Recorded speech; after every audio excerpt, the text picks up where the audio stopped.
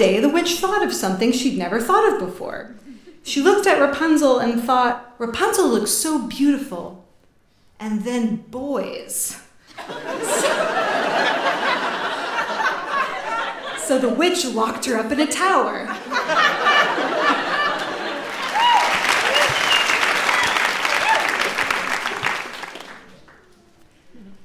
This book is dedicated to kids all over the world and kids who read this book.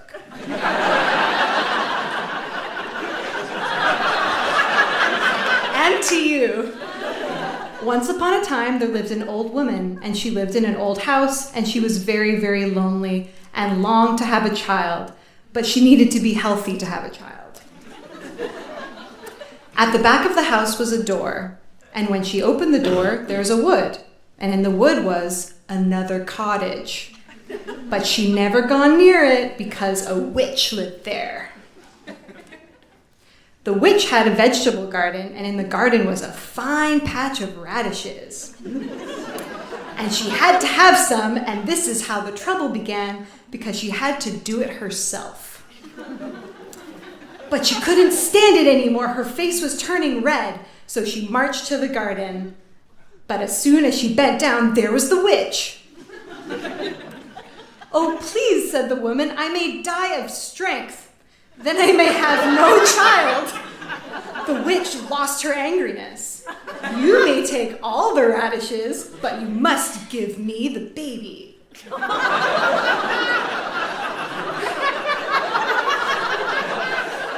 The next day, as soon as the baby was born, the witch was there.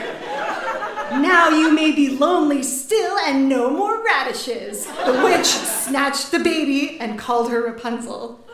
It's a bad deal. The baby grew into the most lovely and kind girl on the face of the earth, and she had long gold-like hair. The witch never got mad at her. One day, the witch thought of something she'd never thought of before. She looked at Repunzel and thought, Rapunzel looks so beautiful. And then boys. So the witch locked her up in a tower. And the only way to get up, the witch had to yell, "Your hair is so fine, let it down to me." And the witch climbs up. Rapunzel is happy in her tower, but something was missing. One day, the king sent his son, Prince Jonathan, out into the world to seek his fortune. When he was passing the tower, he heard singing, "La la la la." It was Repunzel, and I wrote "la la la la" coming out of the tower. As quick as a wink, the witch was coming. The prince hid behind some rose bushes and heard the witch call, "Your hair is so fine, let it down to me." So that's what he thought. When the witch climbed down and was far away enough, the prince climbed up and called, "Your hair is so fine, let it down to me." The braids fell down and the prince climbed up.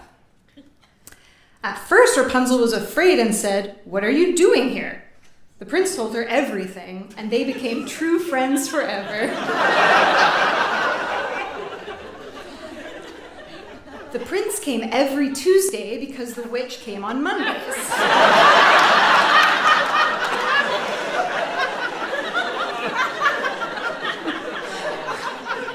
One Tuesday, the prince looked at Rapunzel. She looked so beautiful. He wanted to marry her. He said goodbye.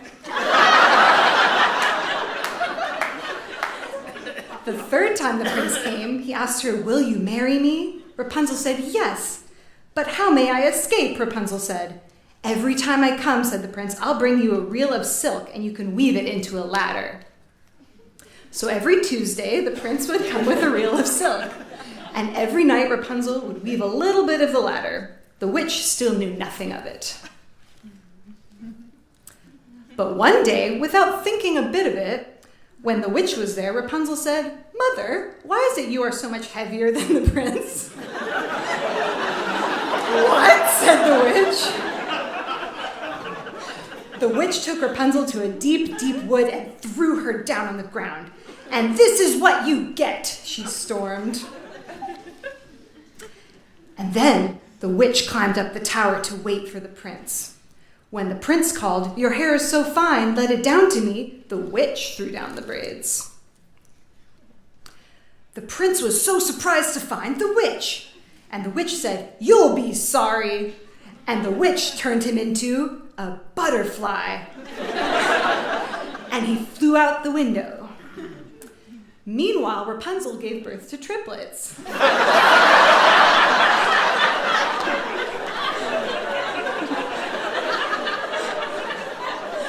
But one day she went on a walk and came across the butterfly that was the prince. Repunzel thought the butterfly was so beautiful, she took him back to the triplets and then sang the most beautiful song, and the prince became a prince. And the prince carried Rapunzel and the triplets to his castle, and they lived happily ever after, and the witch was never seen again.